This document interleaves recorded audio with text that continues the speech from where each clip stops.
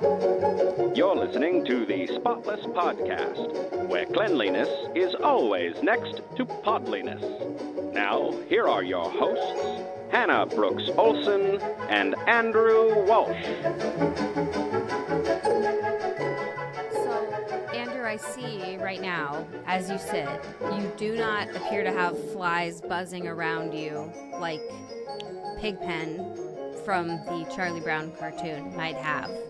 Because I took a shower today for once. Not because you conquered your fly issue. No, but we are going to talk about your fly issue.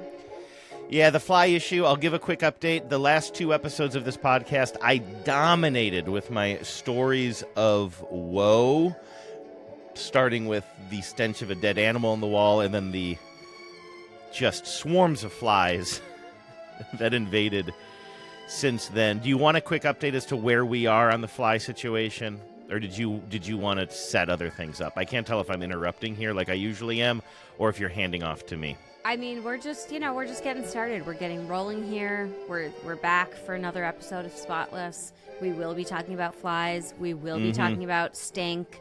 We have several different iterations of stink. We're back on some voicemails today, or at least we have some listener input. I don't know if we have voicemails.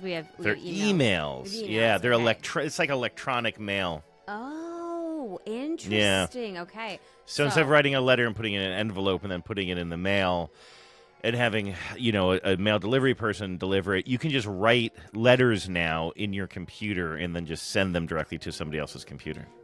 I'm going to be honest with you. I don't think that's going to take off. Honestly, it is waning. It is waning already. I mean, there are people like the fact that you use email is actually a boon for me because a lot of people who are younger than me, I try to coordinate things with them via email, and it's like you have to remind them that email is a thing. I mean, I would love it if I didn't have to also have that method of communication. But we do have some emails from the listeners then talking about different kinds of stinks, drain stinks, wall stinks. So we're going to get to the bottom of some smells today. And then also, Andrew, you said we got a gift from a listener. And yes. Our listeners are like really good at knowing what we're into. They send us great things. Whenever we get listener gifts or recommendations, it's always great. So I'm really excited about this. So we're going to give that a spin. But yeah, do you want to tell us where are you in this dead animal fly life cycle? Where are you? The last time we talked, the smell of the presumed dead animal in our walls somewhere had died down. There was no more smell last time I talked to you, but we did have this fly infestation. They were big black flies. Another listener had even, I think, written in or something and talked about how they were like lethargic. That was one thing I noticed as well. I think these were technically I think they were black flies. I don't know if there's a difference between black flies and house flies. I think there is. Well, I know and one these were goes black in your flies. Chardonnay. I know that. Yes, and one goes in your soup.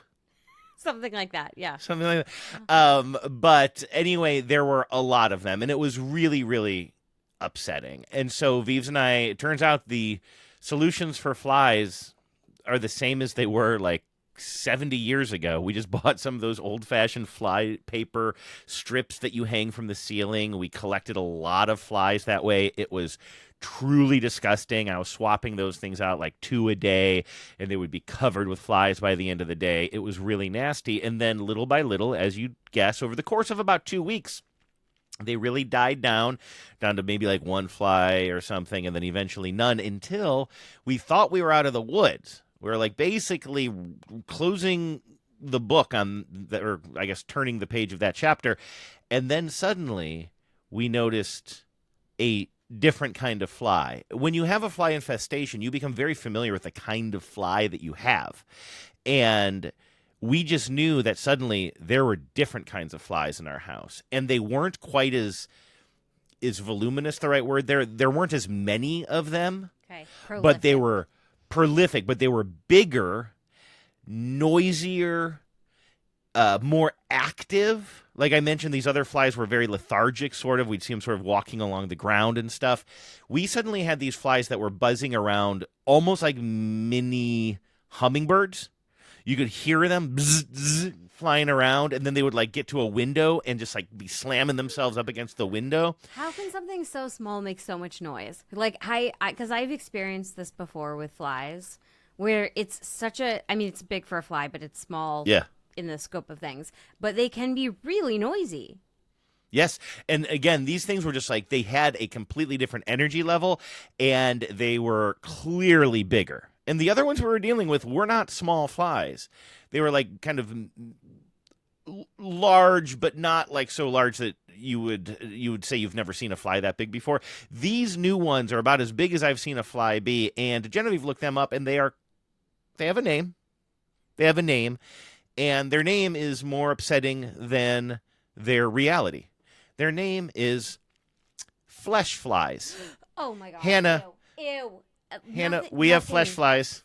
Nothing could have prepared me for that. I tried. I even gave you some time. Look up flesh flies on your computer there. Do you have a computer there? I want you to see them. They're big boys. I'm looking them up too because it's been a while. You'd think I'd have it bookmarked by this point. Why would you? They have these huge red. I don't know if they're eyes necessarily, but they have these huge red eye-looking things on the front of them. It's like Jeff Goldblum in The Fly. Yes, I sort of feel like that is the model there. A family of flies, commonly known as flesh flies. They are. I don't know what that word means, and nor how to pronounce it, so I'm going to skip it. And it says they opportunistically deposit hatched or hatching maggots instead of eggs on carrion. So in other words, they give birth, I believe, or they are able to lay eggs and give birth. I apologize to every single listener. Yeah, who is it's rough. Non-consensually taking part in this conversation. Oh but my I have goodness! To tell you, it's so much worse. The things I'm reading right now, and I'm not saying out loud. Are so much worse. Yeah. It's nasty. I actually am going to encourage everyone to not Google this unless this is a problem you're having. So. Yeah, unless you absolutely have to. So anyway, here's the deal with them. They're upsetting. They're even more, well, I don't know. They're kind of more upsetting than the other ones, but we're very lucky that there are not as many of them. And maybe at the peak, we maybe killed 10 of these in a day. Those numbers don't even compare to what we were killing with the black flies. Like we were getting like 30, 50 a day or something like that. On the worst day of the flesh flies, which I swear is a sci-fi movie from the 1950s, The Worst Day of the Flesh Flies, we had maybe 10, and that peaked a while back. So now Genevieve said, when Genevieve's working from home today, and I think she said, okay, we got to mark the first day where we have 0 flies, because I think we killed 1 yesterday. And Genevieve said today, maybe today will be the first day that we have no flies. And we made it to about 2 hours ago when I heard Genevieve yell from the other room, we're back to 0 days without flies. I guess she killed 1 fly by her desk. So luckily, it doesn't feel like as much of an invasion as it did before. But when you do see one, it's upsetting because they're loud and they buzz by you like a hummingbird. And then you got to kill it. But I do think that we've got to be getting near the end of this whole ordeal, unless there's some other bigger, worse named fly that is going to follow this one. I think we're finally getting through this. I don't know how it could be. I don't know how it could be worse. Yeah.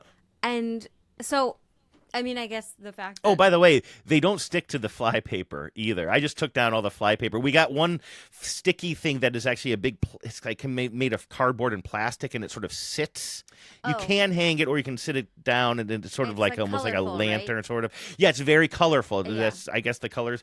So we put one of those in the little like storage area where a lot of this stuff sort of kind of originated, and some of them are stuck to that, and it's weird. It's like seeing a mule stuck to a fence post. I mean, they're big, but I did not see very many of them on the paper itself. And my theory is, not unlike Macklemore's famous song, the paper can't hold them.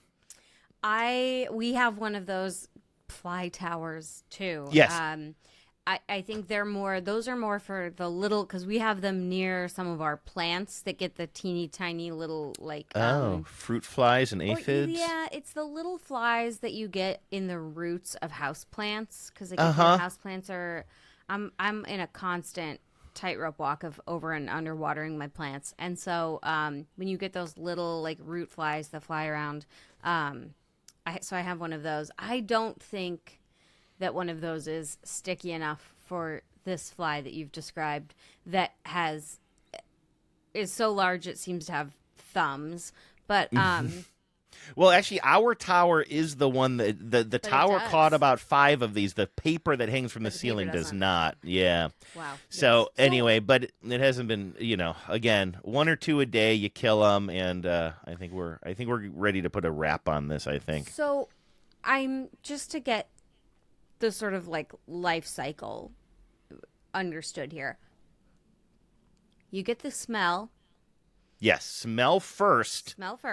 And then little flies. Well, the weird thing was, not to complicate things, the strange thing was smell first, then evidence of a living critter. Yes. Which I still don't understand how that whole thing worked. But then the evidence of the living critter did eventually go away. So I don't know if maybe one died, one was a widower, and then left of his own accord. It had to leave, exactly. Couldn't live in the same place. The inside of our walls had too many memories. It's a sad. Yeah, it couldn't. It was so triggering. So anyway, smell goes away. Living creature seems to have gone away. We don't have any evidence of that. Then the first round of flies for about 2 weeks. I'm going to say, just like black flies. Black flies, house flies, black flies. Yeah. Then flesh flies.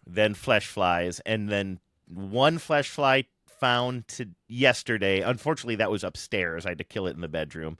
I can show you a overly dramatic photo of Bingo hunting this fly. My cat Bingo Again, on the Bingo, edge of the bed. Get a job. Bingo doesn't kill the flies, but he bird dogs them for us. That's pretty sweet. Sometimes he'll identify them and find them, and then we can come along with a vacuum or a fly swatter and get them. So Bingo is pulling his own weight, though. He's starting to, yeah. Okay. Yeah, he is starting to. He's been since Bananas has been gone, he's not like in distress, but he is showing a little bit more inclination to snuggle. He likes to be, he's always, first of all, more snuggled with Genevieve and played with me, but then even though snuggled is a little bit like, well, I'll lay near you, but now we have a routine, like for almost every day this week.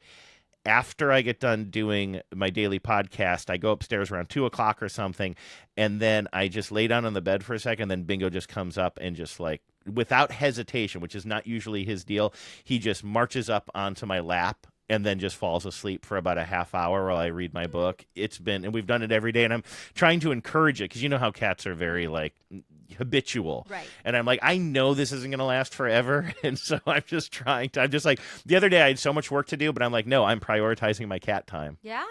And well, like you said, like you really have to get into that ritual with him. Yeah. And then you send him to the fly mines, and you're like, okay, that's right. Sorry, I got off track. I've just really been enjoying my time with Bingo lately, so I needed to tell you that. You take your little union break together, and then you send him back to work.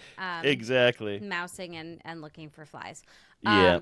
I'm so curious if we have like an entomologist or something in our audience who can tell me about, because like the thing about all these flies is like they're very much like cats, kind of predictable, right? In where they are and at what time and what they signify. Yes. Like they signify things, and so somebody could tell you exactly what's going on that is leading to these steps of the actual life pestilence. cycle. Yes. Yeah. And I will say, coming up, we got an email from a listener who dealt with something very similar to my situation and did sort of kind of experience the cycle of this thing as well.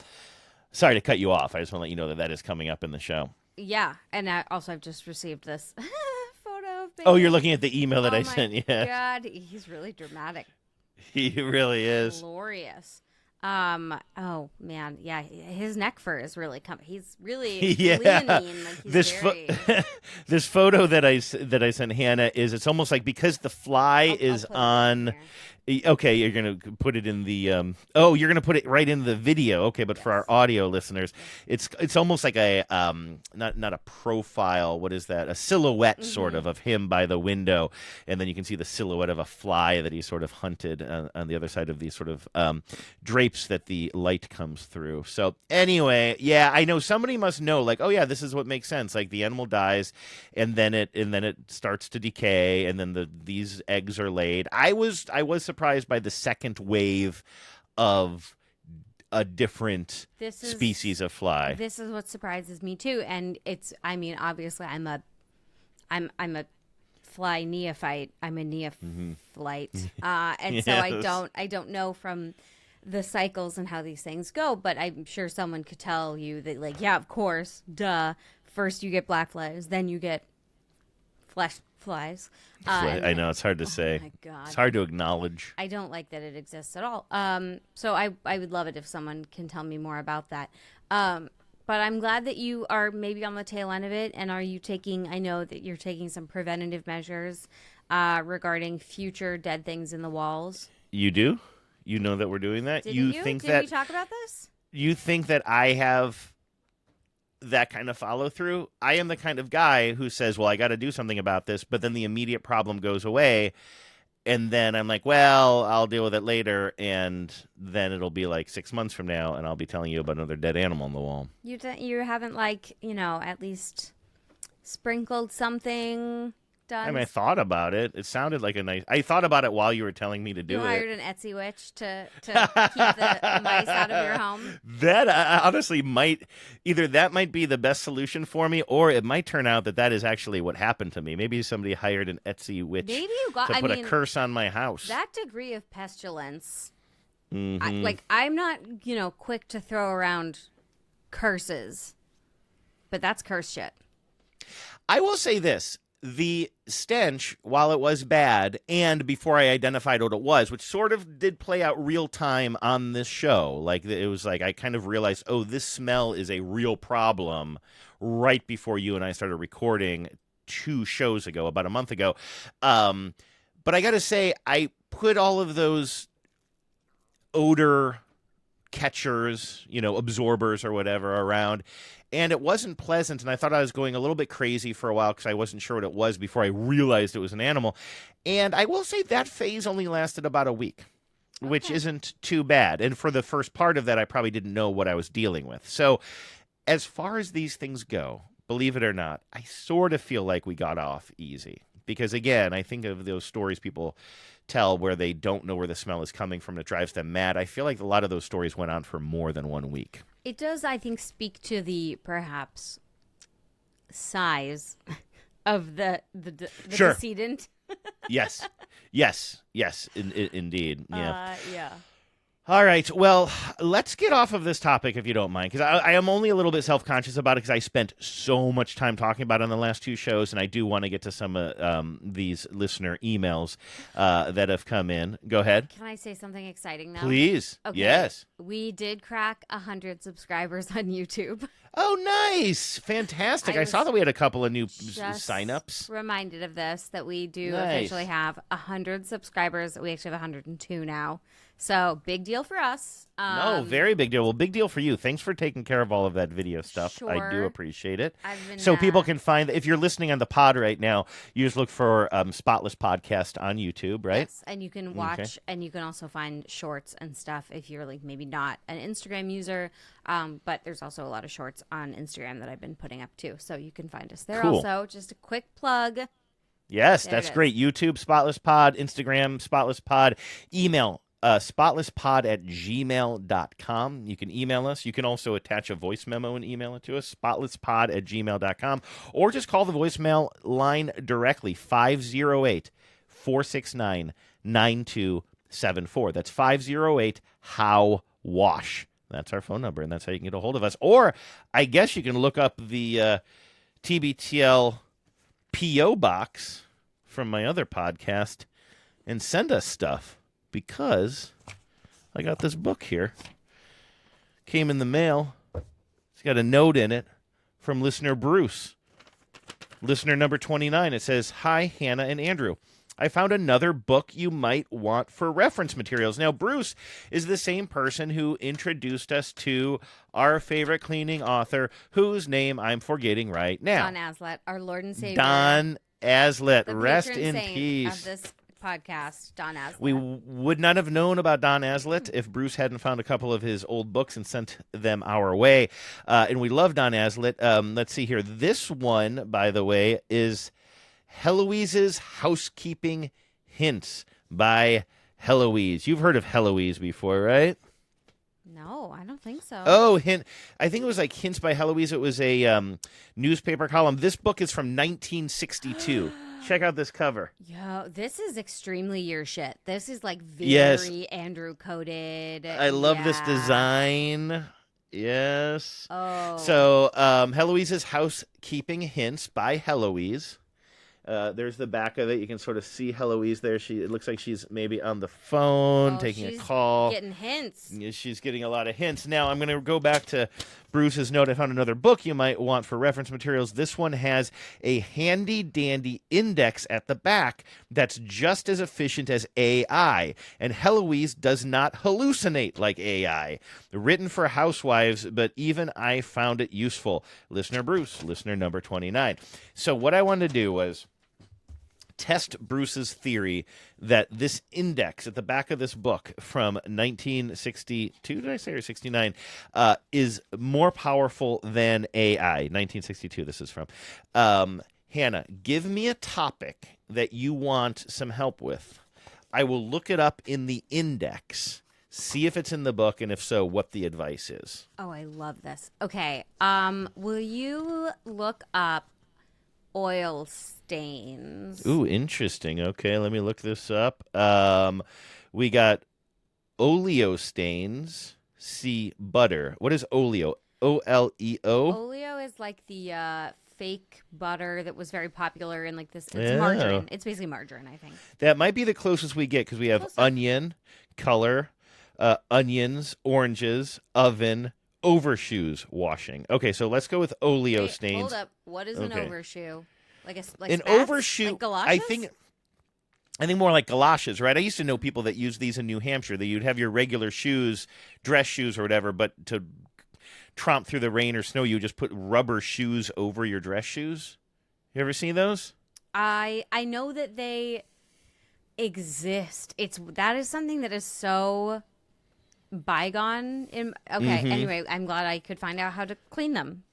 Okay, so you could figure out how to clean them, but instead I'm going to go to butter and oleo stains on page 119. Is this the kind of oil you were talking about, like cooking oil, or were you thinking like motor oil? No, okay. like cooking oil. That's perfect.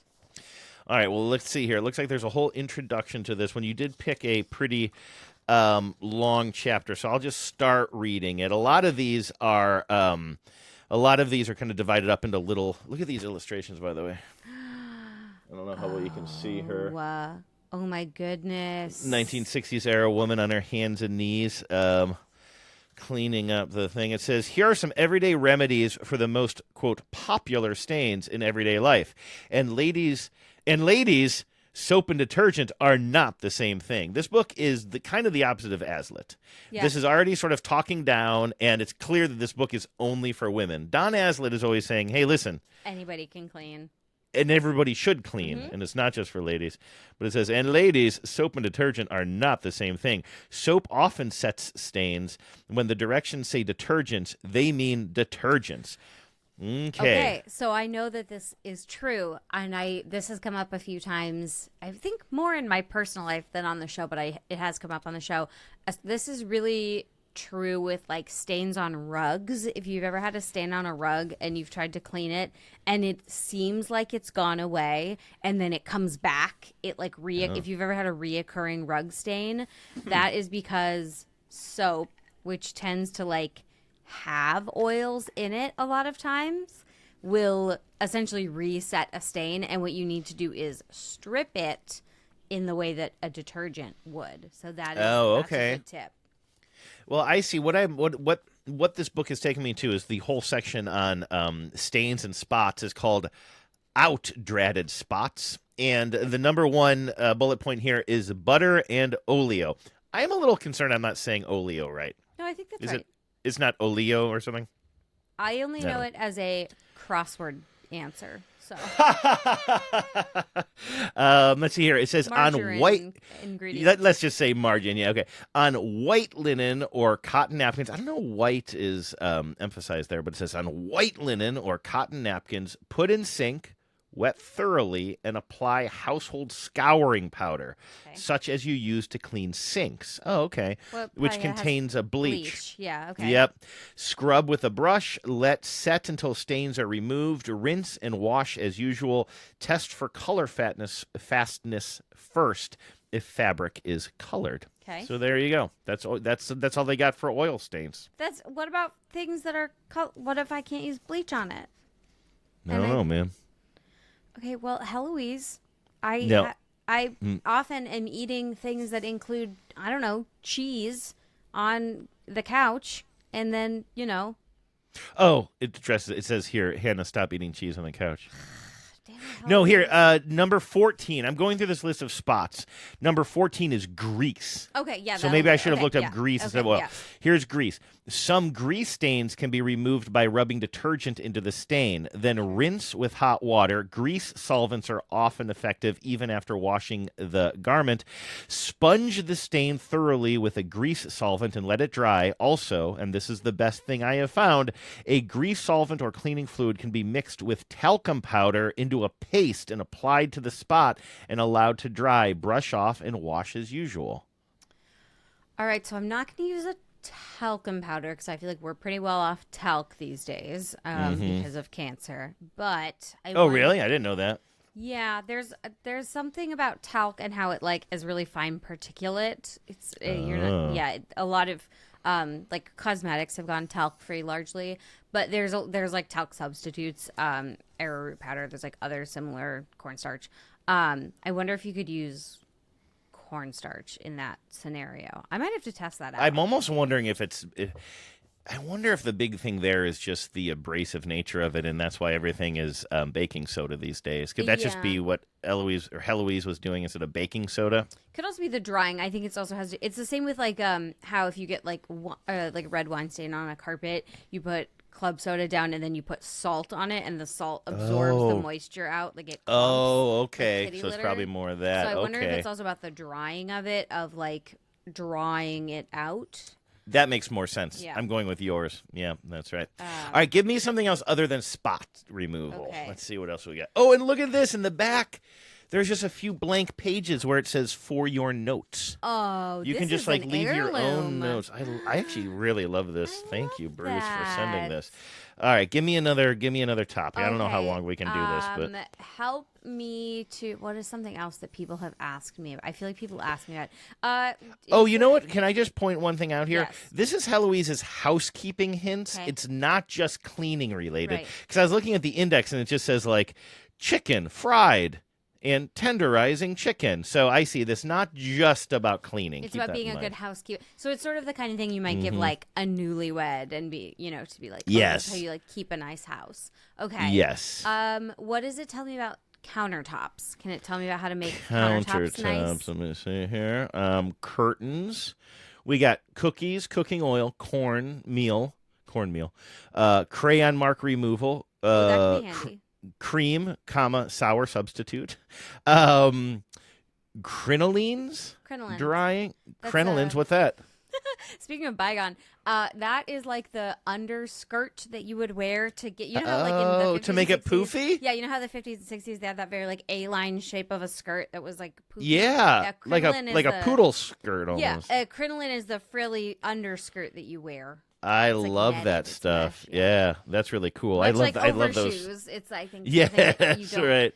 I've never personally had to clean a crinoline other than maybe in my 7th grade rendition of Grease, but Yes, sounds right. Ironically, if you want to know how to get rid of that grease, this book can help. Detergent. And then it says curtains. So I am afraid it doesn't say anything that is listed under counters. Unfortunately, that is one point for AI. And let's look for kitchens. Like, tell me what does it okay, say here about we how go. to keep the We kitchen? get here we go. Kitchen cabinets, shelves in, floors dusting, painting. Are you interested in any of those I things? am actually Laundry. talking about the painting part because I do. Okay. I desperately want to 59 paint. to 61.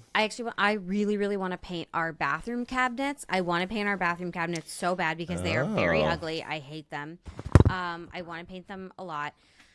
Keith wants to wait until we just redo the bathroom. That is not something that's in the cards for the next 5 years. And I'm going to have to shower and pee a lot of times between now and then. So I would Sure? Yeah, pretty sure. I mean, I don't have it scheduled in, but I'm pretty sure. And so I would like to paint the cabinets so I have something nicer to look at between now and in 5 years when we finally actually redo the bathroom. So tell me about painting cabinets. Well, I like the way we finally have one man depicted in the book, and it's of course because he's doing painting, not cleaning. So this book does not follow the Aslett way of gender equity. viewing gender equity. Don exactly. Aslett School of Gender Equity. That's right. It says, keep kitchen painted. Is your kitchen worn in spots, especially where the handles and knobs are? Oh, yeah, on the cupboards and drawers? Actually, yes, very much so. Yeah. No amount of cleaning is going to make that look better. My kitchen, first person, Heloise. Getting to know Heloise a little bit here. Okay. It says, my kitchen has just had its 4th coat of paint in 2 years. Know why? Mainly because I test everything that people recommend for washing woodwork and swear it won't remove the paint. But it does. Before you use a wood cleaner. Is a girl. Really. She tries these things out in her She own tests it home. out. It says test it. Even if it's guaranteed, test these products because they are going to take the paint off often. No use taking all the paint off the entire kitchen. Use a dark piece of terry cloth like a wash rag or other soft cloth and apply your favorite cleanser. Then see if the paint shows on the cloth. If it does, you are removing the paint. Also, wait a few hours and see if the spot you washed is dull. If so, you have removed the gloss too. So the first thing is, don't just use any cleaning product on your painted cupboards until you really test them. Then I'm going to skip to this next subheadline, which is in all caps. It says, put on a show for him! Exclamation point. I don't know what's going to happen here. Things are going to maybe get a little sexy here. A word of caution. Things are about to get sexy here. No. It says, a word of caution by the... Crinlins are getting in a bunch. Yeah, right, exactly. Hannah, I need to tell you something. And you know what? I think I was going to text you this, but I was uncomfortable texting you this, so I will say it in full view of our audience so that it's not misinterpreted as a man sending something naughty to his female friend. But it is related to something we have talked about with your mom on the show. I was on Reddit, and I can't remember what specific subreddit it was, but it's one of those, like, look what I found subreddits or something, right? And somebody had found a whole bunch of old, lightly pornographic, in a sort of jocular way, things from, I think, his uncle's basement or something. There were, like, beer cans that had, like... not nude ladies depicted on it, but sort of like sexily clad ladies on them. You know, that sort of 1960s, 1970s bawdy kind of humor. Might have been like an ashtray with something sort of sexy on it. But then he also showed a photo of like one of those little toy things that you look through to see an image. And I was like, that's a weird thing to show because he just showed it from the outside. But then the next slide was a photo of what you actually saw when you put that up to your eye. Yeah. And what you saw... and I thought of your mom because she had called in with a story about the expression, don't get your tits in a ringer. Yes. And it was literally like a I don't know, it was like a black and white. It felt like 1940s era photo of a topless woman with one of her breasts in a ringer comically. And I almost sent it to you, but I'm like, I don't know. Like, let's just hold off on sending. It would have been. It was like a viewfinder. Yeah. So this Redditor took a photo of what you saw when you looked through the viewfinder, and it was like a naughty little photo, but also like supposed to make you laugh. Sure, clearly. because I mean, it's a sight gag. And yeah, don't get your tits in a ringer is a thing that my great grandmother used to say. I don't know. I did not bookmark it or anything. Otherwise, I would send it to you, and you could have chosen whether or not to put it on our socials. bar or try and find one to send to my mother. What bar was it in Seattle that had a little porthole that if you looked through it, it had a similar kind of like viewfinder of like a naked lady. There was a bar in Seattle that had I didn't know that. little it had like a little you would put your little eye to a hole, and it had one of those in it. And I assume that you saw this before. A lot of the restrooms here were like just sort of gender neutral. So was this in the ladies' room at the time, as you would say? I don't even think it was in the back. I think it was just in the wall somewhere. I could see that. That would make sense because I immediately thought of the 5-point where in the men's room. I don't know if they had this in the women's room. There's a periscope so that you could look at the Space Needle, which would actually be behind you technically as you were like sort of facing this urinal, but you would look through this thing, and then they had a series of mirrors, and you could get a view of the Space Needle, which I always thought was really cool. But there was nothing blue about that. But I don't remember what bar it was, and there was literally like a peephole that you just walked up to, and you like put your eye. But, that's pretty great. I wonder if it was what is it, the bar with all the pinball machines, that Shorties by any chance? Maybe it was Shorties. It was something like that, but I just had this memory of that. We gotta really bring back hidden surprise and delight of that nature, you know? Where you I love that kind of stuff. I love tiny surprises like that, and also much like cooking bacon in the nude, I would say, if you're running your laundry through a wringer, wear a top. Be careful. Be careful out there, folks. Yeah. All right, listen, I'm still intrigued by this headline, put a show on for him, or this sort of sub-headline. So it says, a word of caution. So this is still about painting your cabinets, right? And I'm still trying to figure out, like, who's him in this case? And I assumed it was, like, your husband or something. Sure. It says, let's see here. Buy the best paintbrush you can afford. This saves streaks and makes the paint smooth. Clean the brush afterwards. For 10 cents, you can get a paintbrush cleaner at your hardware and dime stores. Paintbrushes can be used for years if they're properly taken care of. If you've never painted before, don't try inside painting. This means the inside of cabinets. Paint only the outside of cabinets. 1 coat of paint usually takes 1 quart of paint and That's 1 quart of turpentine. Yeah, that is a good tip. You will need the latter for thinning and cleaning up splatters. You will also use it for cleaning the paint off your hands and shoes. By limiting yourself to outside painting, you will have the job done in a few hours. This is best done when your husband is home. Why?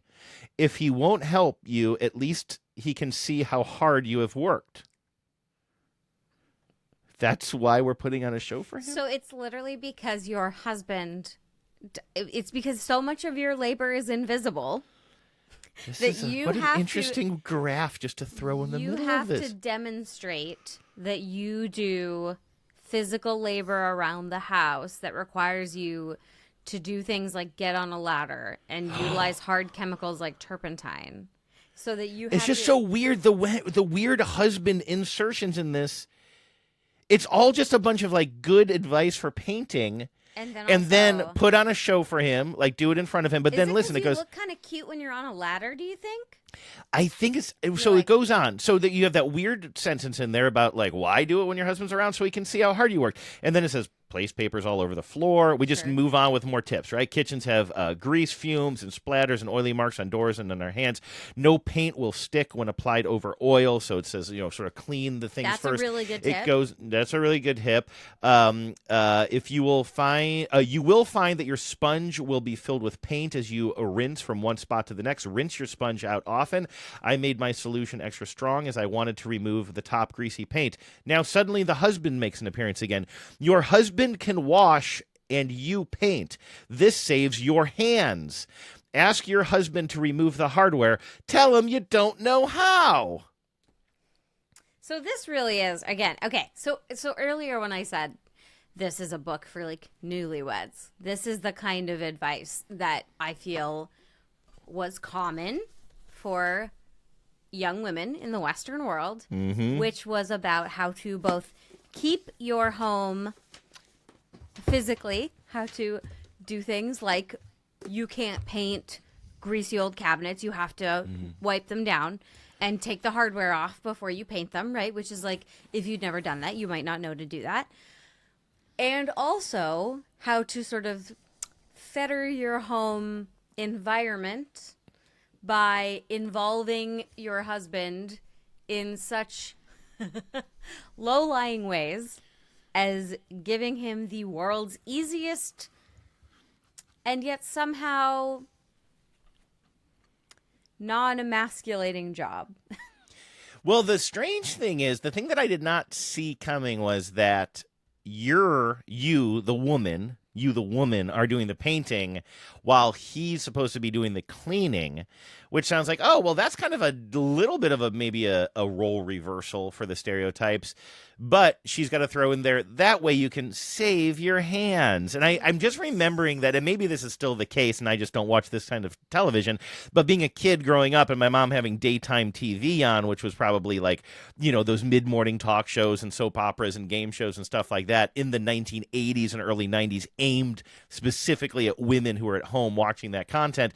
So many of the commercials were about like ways you can protect your hands, Yes. right? Like is it Palmolive? Was that the stuff that was really? I think that was, or is, I think, dishwashing detergent. I think, but it's like Palmolive will save your hands, or all of the commercials for the rubber gloves you can use while you're doing your family's dishes and that type of thing. I don't know. Is that something that you think about?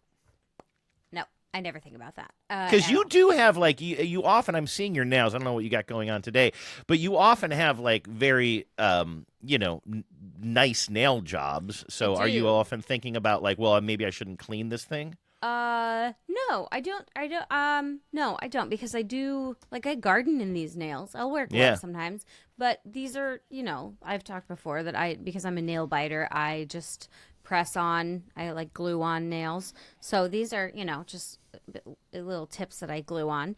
And if one pops off, I can wipe it down and reapply it. It's got its own little skill set. But I think a lot of, especially in the 60s, a big issue, though, because now, like, any hand soap I use or whatever I'm, moisturizing my hands with is pretty, science has come a long way. Whereas I think in the 1960s, like, the detergents that people were using were harsher. I think a lot of hand soap was harsher. I think about the way that so many of us were traumatized by using like Boraxo, the like gritty, the dust soap that would just fully remove 3 levels of dermis. But that was usually in a workplace, right? Or were you doing that at school? We had Boraxo at school. We had the pump, and it was the pink dust, and you had to it made a paste. You had to add water. I remember that stuff. I don't know if we had it at school, though. Oh, we definitely had it at school. And so, I think a lot of times, and especially if you didn't have a dishwasher and you were washing dishes, your hands really would get more stripped and cracked. And now a lot of dish soap and that kind of thing has added like emollients, and so I think it's also just less of an issue because I think the products I generally come across are gentler on my hands than they were in, say, the 60s. That makes sense. I was even thinking Heloise was talking about like she mentioned something about like oil remover or something. It reminded me of our conversation about like back in the 60s there were all those products that were like, it'll fuel your car or get spots out of your favorite dress. And you're just like, what is this stuff? Yeah, I think there was, pre-EPA, there was a lot fewer restrictions on what could be a household chemical. And also the other thing is, too, there's a class dynamic, too, that you see in a lot of those old ads, especially for like Palmolive and like household cleaners, that if your hands were soft and ladylike, it meant perhaps you were of a class of women who didn't have to wash your own dishes. And if your hands were coarse and, if you had workers' hands, it spoke to your class status. And so I think for a lot of, the sort of Betty Draper, June Cleaver type, having really lovely hands was a show of leisure of sorts, or that you were well cared for, and so to be able to keep home but keep your hands lovely was kind of important. I swear, yeah. You know what? I found this old commercial from the 80s. Now this would be before your time, but I was like, I feel like I remember like a shot of hands going into like a blue liquid or something in one of these old Palmolive commercials, and it does look like maybe there's some finger bowl action. Can we take a quick listen to this? Thanks for the house call, Madge. You should put these hands in a cast. It's dishwashing. Okay, so this is the story here. I don't know what the story is, but here's the setup. We see a woman, probably a young homemaker, I'm going to say, maybe in her 30s, and she's sitting down in her living room, but she's got a big cast on her leg. I didn't expect this much of a developed plot point, I guess I should say, or intricate plot. So anyway, it looks like either her mom or her mother-in-law, a woman, let's say, in her late 50s, is coming in, and she's making some comment about her cast.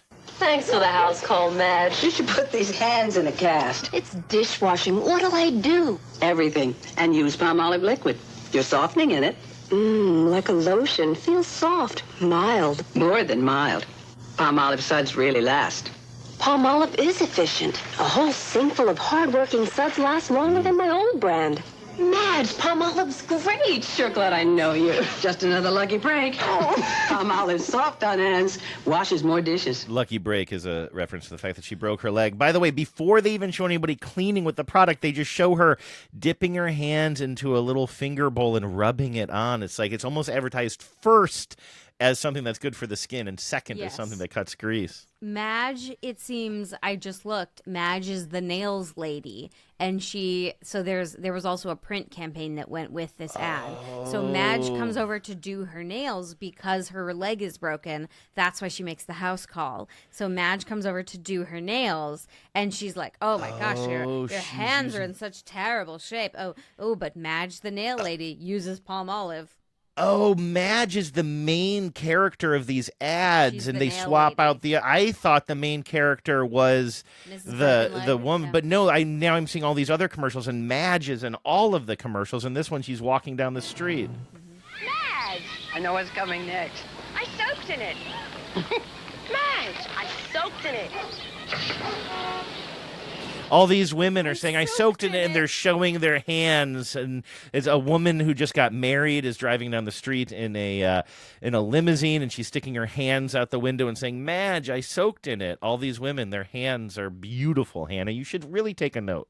The idea of soaking your hands in Palmolive, though, is really, Doesn't it give you, don't you imagine it being sort of like viscousy? I just keep hand cream here next to my, there's a product for that, and it's not the same stuff I use to wash dishes. But, so I could see how Heloise, in the interest of keeping your hands lovely, you would have your husband handle the sponge with the degreaser that you're using to take off either the grease itself or kind of the first layer of old paint if you're not doing a landlord special. I just love the idea though of being like, honey, how can you get this hardware off of these cabinets? Like, the screwdriver? I don't know how. Hammer? Would you use a hammer for this? You're just throwing the screwdriver at the cabinet helplessly. Using the wrong end. But then you show that you are a very capable young lady because you can climb a ladder and run a paintbrush. Oh, certainly, yeah. Okay. I mean, again, this is such an interesting combination of actually good tips of things like before you paint cabinets, get the grease off because paint will not stick on that old nasty grease, but give your husband a show. Are you just supposed to put on your snuggest dungarees and sort of? I hope so. Your snuggest dungarees. Look at me go. Can I tell you a story about how I felt really bad about myself yesterday? It's related to my hands. Just one? Yeah. Just one for today. I keep my hands pretty clean, by the way. I don't do a lot of physical labor. If anything, a lot of the labor that I do is just literally washing dishes, so they probably look how wrinkled and stuff they look.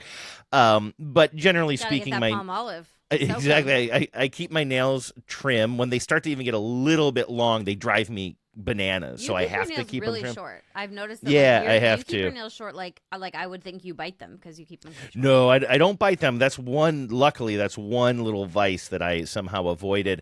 But once they start to get a little bit long, I hate typing with them. I don't like the feel of them. So I will often I get to this point at night sometimes. I can go through my whole day and everything is fine.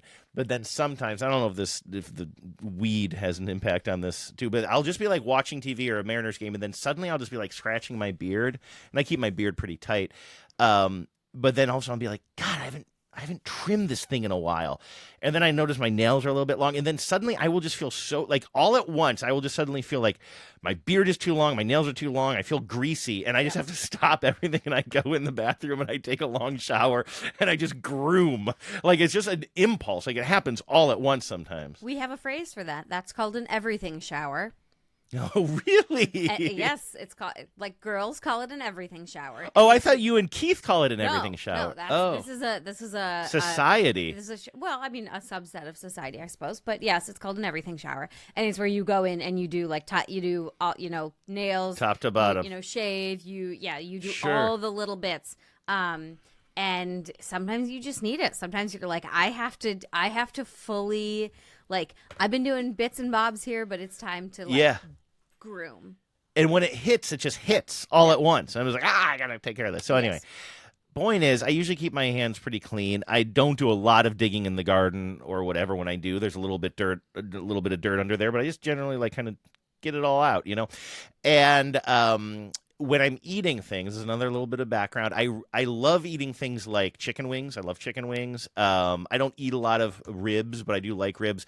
But all of those things involve like picking up a food that has sauce on it and then eating. And like I basically, if I'm at a place that has like wings that are like kind of saucy wings, I use at least one napkin or paper towel per wing. I'm just constantly cleaning my hands, cleaning my face, all this stuff. I made a bit of a tactical error yesterday. I went to get a haircut at the barbershop that's right in my little neighborhood here. I don't know if I told you about it. It's definitely a barbershop that caters mostly, I think, to like immigrant communities. I might be the only white guy that goes there. I'm not exactly sure. That's a good cut. That's how you. It's just, and I'm so bald now. I used to go to Rudy's and I was paying like $70, $75 with a tip to cut my bald head. You know what I mean? It's like, so I started going to this guy, and it's like, it's walkable, literally a 5-minute walk. It's in the same shopping center as my dive bar, as my grocery store, as my movie theater. You're living the American walkability dream somehow up there on Aurora. Oak Tree Plaza, my friend. I'm telling you, you stop at Star Super Saver, you get yourself a twisted tea for the walk home. I'm loving the neighborhood. It's been a great summer up here. It really is. So anyway, I'm like, okay, I'm really hungry. And usually I would not go to a place to get chicken wings for lunch. That is not my move. I love chicken wings, but that's a dinner thing, whatever. Go to a bar, get a beer and some wings. But I happened to be talking about chicken wings a lot on TBTL yesterday. And I'm like, you know what? There's a wing stop. I have an appointment at 2 p.m. to get my hair cut. Literally 2 or 3 doors down from my barber is a wing stop. Mm-hmm.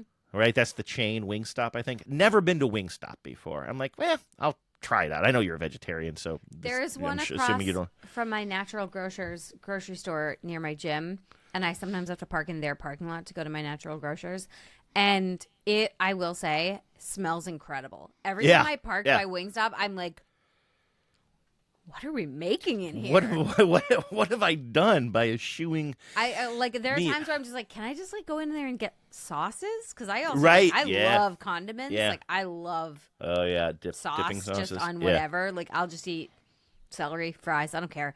And I have smelled before the Wingstop, and I'm like, I think the sauces really might get me. So. Wingstop, I got to say, the reason we were talking about it on TBTL is because I'm very picky about the types of wings I get, and I found this one bar that I really like the way they do the wings. It takes a little bit extra. They're not super big wings. They're very crispy, whatever. They really take pride in their crafting of these wings. And by the way, they do have on the menu you can basically order fried cauliflower with any of their sauces on it, and we got some buffalo cauliflower. So good. It was better than any of the wings. It was so good. I mess with cauliflower again, mostly as a condiment conduit. Yeah, that's what it's I just want. a vehicle. Yes. Yeah. Okay, I'm sorry I'm taking so long on this, but my point is, you were I'm thinking just sort of about in wings, the. you had wings I on was the thinking about brain. wing, and then I'm like, there's a wings store or shop 3 doors down from the barber. I got an appointment at 2. Just do it, Andy. Go get some wings before your haircut. So I do that. One thing that I kind of don't really think about is how messy these wings are going to be. I got some that were a dry rub. That was fine. The others were buffalo sauce, and they were exactly what I kind of don't like way too saucy, a little bit slimy. They're fine, but run of the mill. But the thing is, they're messy as hell. Yeah. So I'm going through napkins like crazy while I'm eating these wings. At the end, I'm also running late. They took longer than I thought. So now I'm running late for my barber appointment. So when I get done, I kind of feel gross, by the way. I'm like, I shouldn't have had that for lunch. I throw away my stuff, and then I go into the Wingstop bathroom, and I try to clean my hands, and I wipe my beard, and I'm thinking, oh, shoot, my barber trims my beard. By the way, they never did that at Rudy's. This guy is great. It's half the price of Rudy's, and he takes he takes time with my hair, and then trims my beard very carefully, then takes a hot towel and puts it on my face. It's so great. It's wonderful. Anyway, so I'm going over there, and I'm really paranoid about my beard. I'm like, that who's going to be shaving my beard. I gotta get all the sauce out of it or whatever. You gotta get rid of the evidence. I gotta clean up as much as possible. First thing I do when I go in there is I'm sorry, I ate wings. Yeah. I'm gonna get your clippers dirty. I don't know if you understood what I said. I guarantee he's seen worse, but go on. Yes, exactly. But anyway, I get a haircut. Meku has no issue with my beard. He trims me up. But then here's when I felt really bad about myself. I come home, and I'm petting Bingo Cat, and all of a sudden I look down at my hands. And now keep in mind, this is now about an hour or 2 hours since I've had lunch. And I look down at my hands, and all around my fingernails, in the crevice between my fingernail and my finger, it's all this remnants of red buffalo sauce. You got saucy paws? I had saucy paws. I had lunch 2 hours earlier, and I look down, and I'm just a dirty boy. I'm a dirty, nasty little man who I never thought I would become, and I raced to the bathroom and just scrubbed. I should have taken an everything shower. But I know that I sound insane, and this story, by the way, was 4 times as long as it needed to be. My apologies. But there was something about looking down. I felt like a child. I felt like a goddamn child that didn't clean up before recess. This is why hot girls eat Takis with chopsticks. You ever seen a girl eat Takis with chopsticks? I've heard of this. This is why. Yes. Because there's nothing worse. And so this is the thing is my nails were always very short my whole life because I bit them. And then I kind of started growing them out, and then I started getting my nails done when I was in my 20s. I would go get them done and get acrylics put on or whatever. Now I mostly do press-ons because I am cheap and also lazy. But the first thing I noticed was I was like, oh no, stuff does get stuck under there. And so now I am so aware of the cleanliness of my nails and so aware of the uncleanliness of other, I have so much respect for people who can wear really long nails.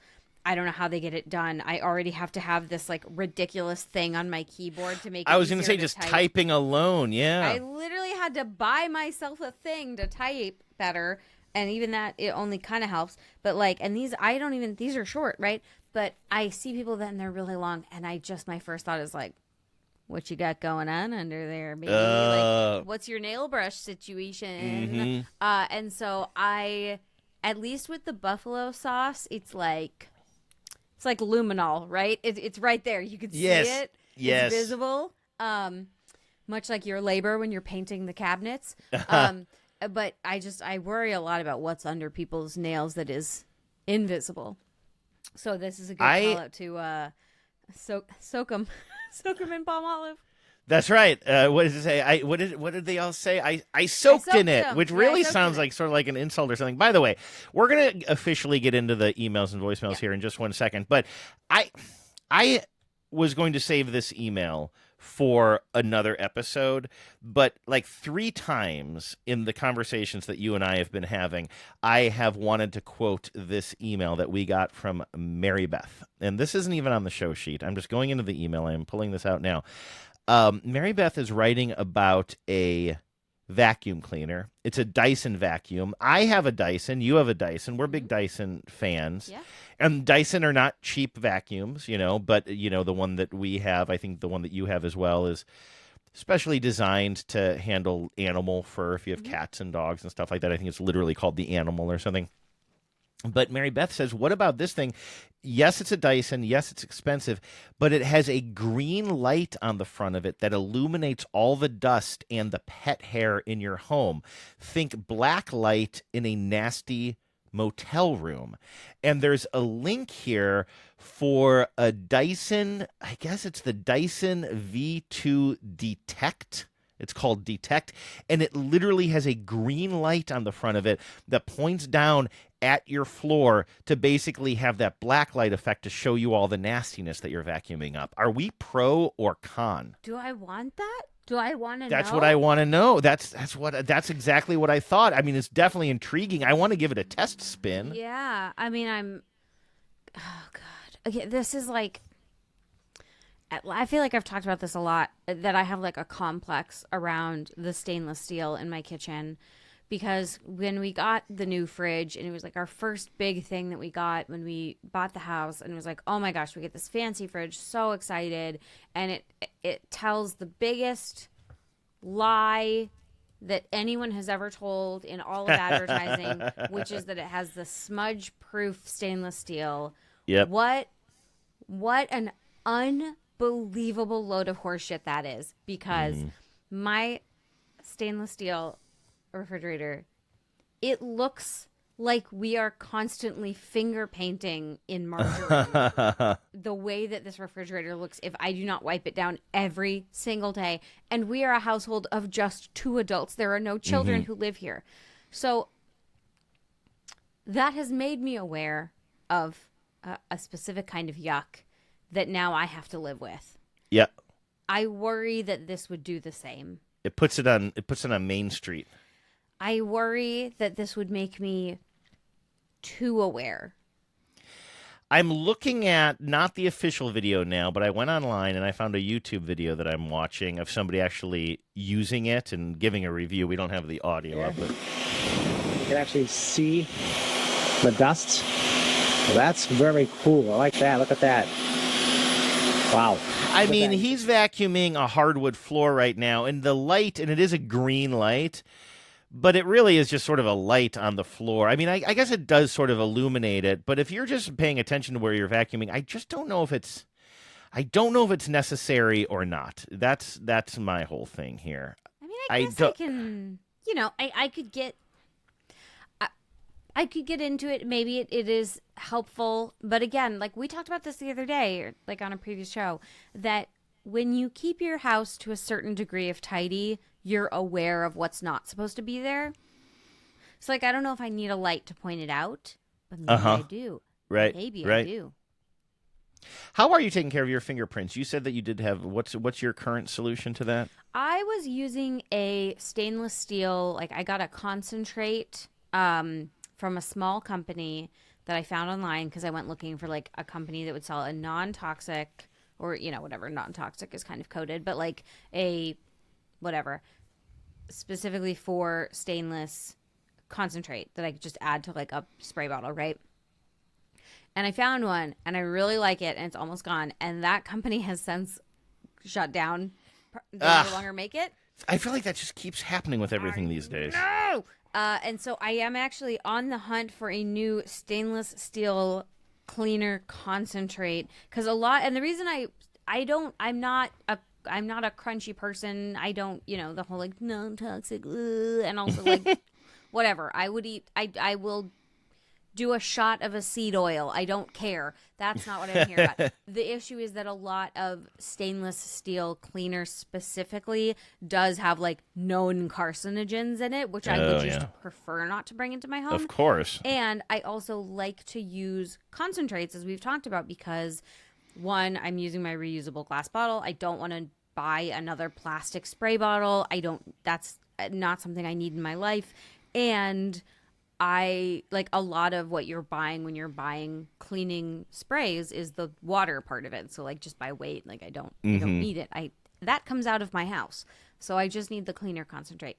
So I am looking for, if anybody has a good recommendation for a stainless steel cleaner concentrate that I can buy to add, because I don't like to use, I use glass cleaner on my cook stove because that works best for that. I use glass cleaner for a lot of things. I use an all-purpose cleaner for my countertop. And both of those are too streaky on my, and I like the idea of stainless cleaner that is supposed to help prevent future smudges. Although again, this is a fool's errand. So if anybody has a recommendation for like a really good stainless steel concentrate, I would love to hear it. All right, good. Yeah, good call out there. All right, speaking of listeners helping us out, let's get into some of these emails. Straighten up and fly right. Straighten up and fly right. Straighten up and fly right.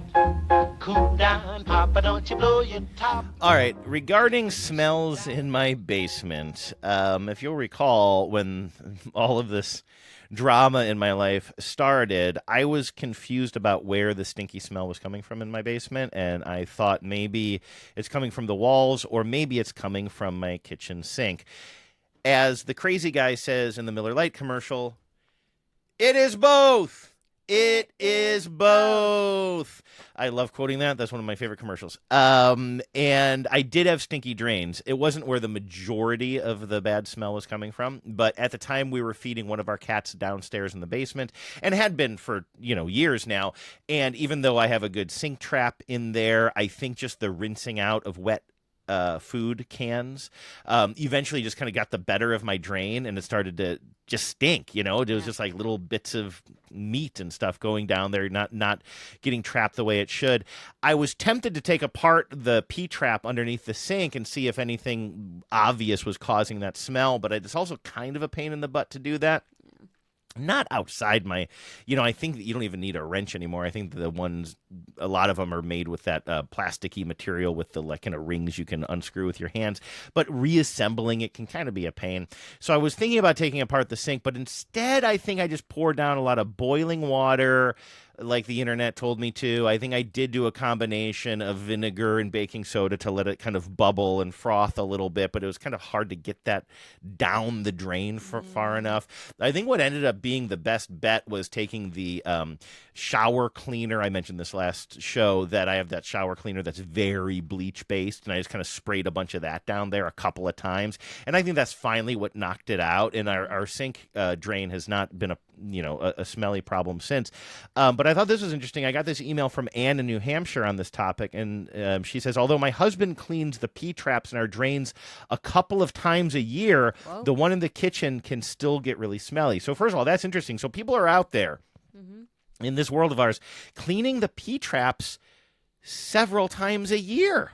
Really putting Respect. on a show. Yeah. Really? Yeah. Who's putting on a show for you, Anne?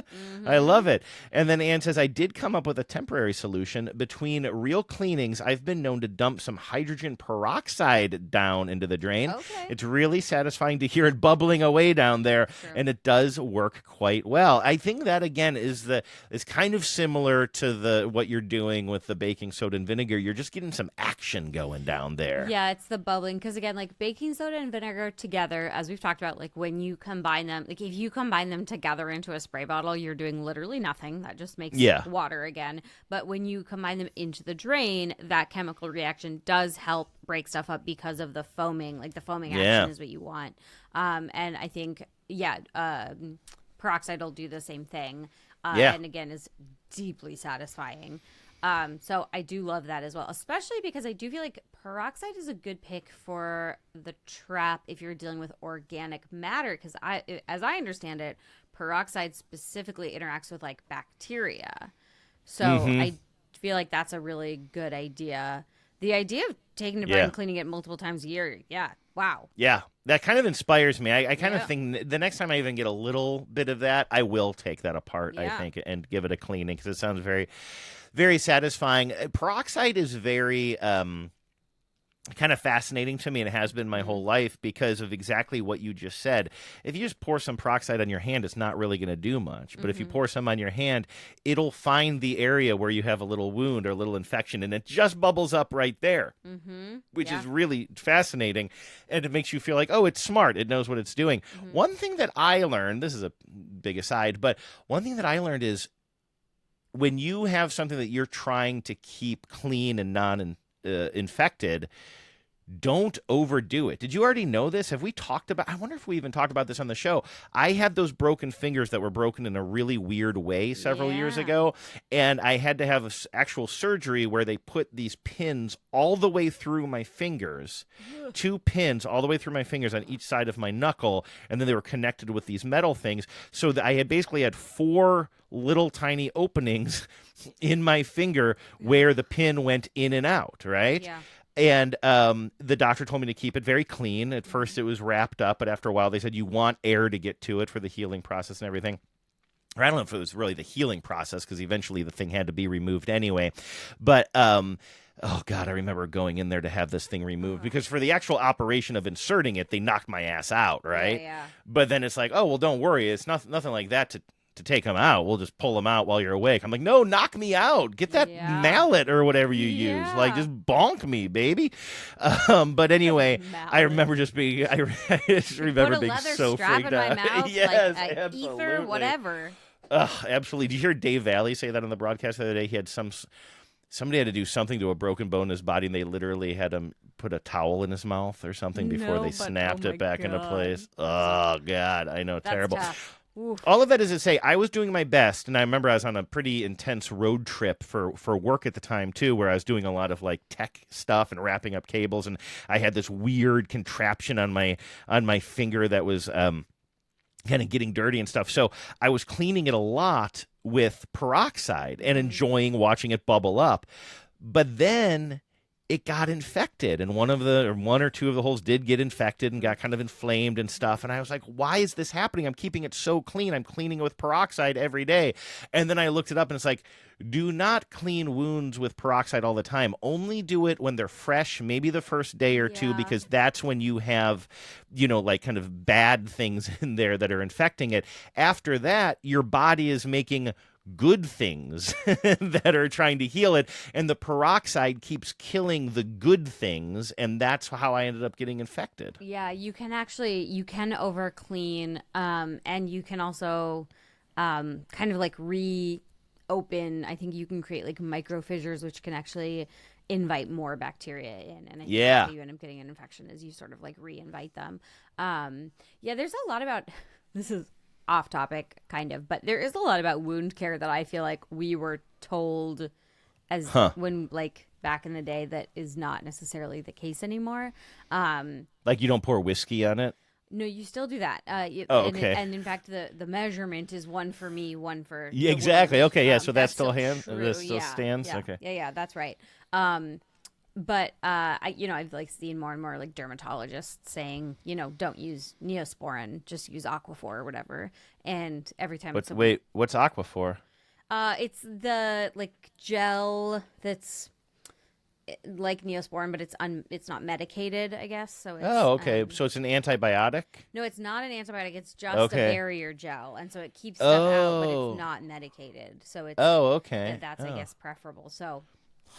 I'm not a doctor, but so if you have a lot of peroxide and you feel that you perhaps have been over cleaning all of your wounds, use them on the P-trap instead. Yeah, exactly. All right, I'm going to read another email here. This is also related to my whole drama here in the basement, and this one specifically about dead animals in walls. Kenny in Seattle says, we've lived in our home for almost 22 years, 20 of those as renters, and we bought from our landlord 2 years ago. That's really awesome, Kenny. Congratulations. That's sort of a similar journey as you went on, only not quite as long, Hannah. We live near a bakery. a fish store, and a butcher. So we've seen our fair share of rats over the years, but have never seen signs of one inside the house. By the way, I love that. That sounds like you're living in Sesame Street, and I mean it in the highest compliment possible. About 1 month before my brother was due to move into our basement for a while, I began noticing flies in almost the exact sequence that you did, Andrew. I read that they are called cluster or corpse flies. How about that? We went from flesh flies to corpse flies. Somehow flesh flies still sound worse. I would come downstairs and there would be dozens all over the windows. I felt like I was living in the Amityville horror movie. I stationed the vacuum near that area and just kept sucking them up 2 or 3 times a day over a week or so, and they finally went away. And that's about tracks with us, about a week or so for that first batch of flies. But, Kenny says, the stench of the rotting corpse lingered. Luckily, my basement is not finished, and where there is drywall on one ceiling of the room, I had cut a lot of it out already while I was doing some electrical wiring. I could stick my nose into areas and cut out and tell where the body was located. I began ripping down drywall and insulation until finally the culprit was found. See photo attached. Hannah, let me ask you a question. Do you want to see the photo attached? I think I have to. I think you have to for pure work purposes. Okay. You have to do this. So I'm sending this to your account. I'll spare the listeners. I'll just tell them. I'll tell them what I find. Yeah, you're not going to post anywhere. Okay, I'm sending Kenny's email to your personal email right now, and you can take a look at that. But just trigger warning: it is a corpse of a little critter that has died in the wall and is on some yellow insulation. Anyway, so Kenny says I began ripping down drywall and insulation until finally the culprit was found. The fly larvae had done their job, but boy, did it smell. So in other words, this thing was pretty well picked over. You're looking at it now. You got it? It's like a little mouse, right? It's not as mummified as I would have expected. I know. I thought it was going to be really sort of dried out and desiccated. No. Exactly. It's not as bad. There's a story that I guarantee you if I called my cousin or my sister today, either one of them would tell me, I think would repeat it back exactly as this because it's so burned in our brains. At one point one summer, we were helping our grandfather clean out. Cleaning out of the barn was a 40-year process. It was just a thing you were kind of always doing.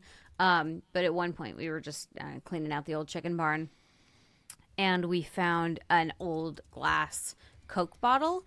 And this is in 2003 or 4. We were I was a teenager, and we were kind of excited because it was an old glass Coke bottle, which was sort of interesting at the time, until my cousin picked it up and we realized that a mouse had crawled into it and died, and that it was the world's weirdest, saddest, most macabre ship in a bottle of all time. Yes. It was just this little field mouse, and it was mummified. It sounds like something you would see at the Hall of Curiosities shop. At some sort of World's Fair from the turn of the last century or something. Yes. And so that was what I was expecting from this, and it wasn't. It just looks like a little dead mouse, but it is wild that such a small thing. There's so little organic matter to this little guy, But they give off such a strong smell. Yes. Yeah. Yes. Anyway, so that's the photo. It's kind of weird. You do see also the thing that kind of triggered me about that photo is you see some of the scat of the animal that was kind of around it that when it was still alive. And that's why, I got a note from another listener who said, I have pet rats, and actually sent a pretty cute photo of her 2 rats snuggling. The only thing is I could see the tails, and I can just never get on board with those tails. I can just never get on board. Are you more of a hamster man then, since they don't really have I guess tails? I would be a hamster man. Yeah, we had, I'll save that story for another time. We had a hamster named Tiny Tim that apparently had a lust for blood. We'll talk about that another time. Okay. It involves a dream my mom had after the hamster attacked her. It's a good story from my childhood. All of that is to say, I got this note from a listener who said, by the way, I have rats as pets, and guess what? They smell before they're dead. So in other words, I can't remember exactly how she put it, but kind of like they can be smelly animals. Okay. So maybe that is why we even smelled it before. But anyway, back to Kenny. Kenny found the culprit, this little critter, and it says the fly larvae had done their job, but boy did it smell. I cleaned and vacuumed the area and bought a product called Odoban. Is that the brand that maybe I bought of some of those like odor? Question. It was Odo something that I bought. Yeah, because you were really taking a wide approach to your odor eradication. And because also you were fighting a war on multiple fronts by going for the sink and the stinky cabinet. So you were getting, I remember, kind of a lot of things. But I think Odoban might have been one of the ones. It was. It definitely was. That it wasn't the balls. That was Arm & Hammer, but it was a so Odoban has a whole bunch of stuff. And I think the main stuff they do is actually disinfectant cleaner that Kenny bought. I bought these little things that are like almost little plastic jars about the size of a Yankee candle, and you take the lid off of it and expose sort of a grate that, and then what's filled in the little canister is some sort of waxy substance that has a little bit of a scent itself, but it also absorbs odor. And so they make a whole thing of products, Odoban, and it worked for me, and it looks like it worked for Kenny as well. I bought some Odoban. I sprayed it all over where the rat had been, put some water to wipe down the walls, mop the floor. It's now fresh as a daisy, says Kenny. I had friends who were remodeling that found dried up rats in their walls. So the smell will eventually go away, but I had a guest on the way, and I had to track down the problem and deal with it before he got here. Good luck with your visitor. Spend some time walking around your house looking for entrance points to block up, or you may have another one day. That's what I said. Of course, I know you said that. Of course I'm going to do that. I just have to play one more dart game and one more game of video baseball on my, 2020 version of MLB The Show. I just got to do that. It's all fun and games until you're playing darts and you throw a dart and it pierces a little mouse. Oh, God. That's awful. Anyway. Okay, well, thank you for that story, Kenny. And I have one more listener submission here. I cannot believe, I just looked at the clock. We've been recording for almost 90 minutes. How did that happen? That just went by. Well, I guess, Had a lot of topics, Love what you do. You never work a day in your life. All right. We got this voicemail from Candace a while back. And I'm sorry it's taken me a while to get to it. I kept on getting obsessed with my own little dramas here. But Candace, back maybe more in the height of skunk season, left us this voicemail about a month ago. Hi, Andrew. This is Candace calling from Walla Walla, Washington, and I have a product recommendation for you guys. This summer, we have had a very cute mama skunk and her 4 little babies take up residence under our shed, and the unfortunate bound to happen occurrence occurred last night where my sweet 11-year-old lab decided to take a midnight stroll and he came back reeking of his encounters. So we quickly locked him into the mud room to isolate the smell and went to bed and to deal with it this morning. And I went out and I purchased the Scouts Honor Skunk Odor Eliminator. And I have to say, I am very pleased with its effects. We rinsed our dog with it this morning.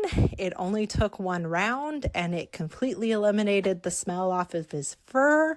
We just followed the instructions on the bottle.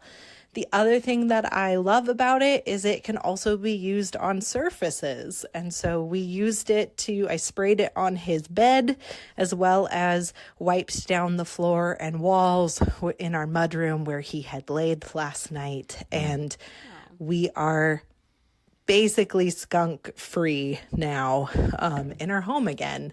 And so overall, very pleased with the effects. Highly recommend it if you ever, unfortunately, need a skunk odor eliminator.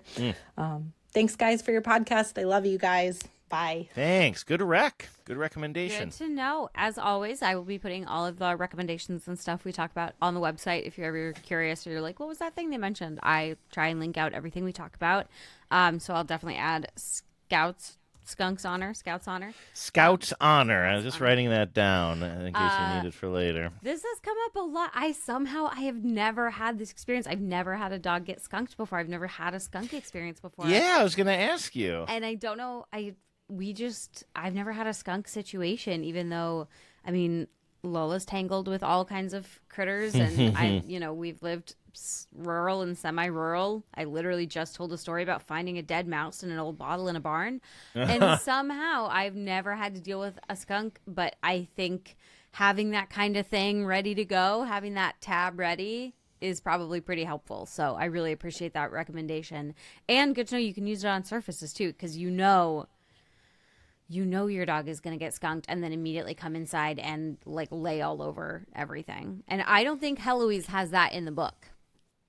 Probably not. But if so, it starts with what to wear in case your husband is watching you clean up after a skunk attack. Is it an attack? That seems unfair to skunks. They're just trying to protect themselves. It's Who not attacked their who? fault, you know? Skunk shot first. We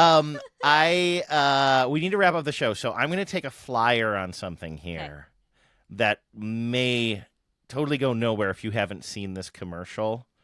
And really, it's not even appropriate to bring up, but it's an idea that popped in my head, and I need to talk to you about it. Okay, great. Because I'm a child, and I have no self-control.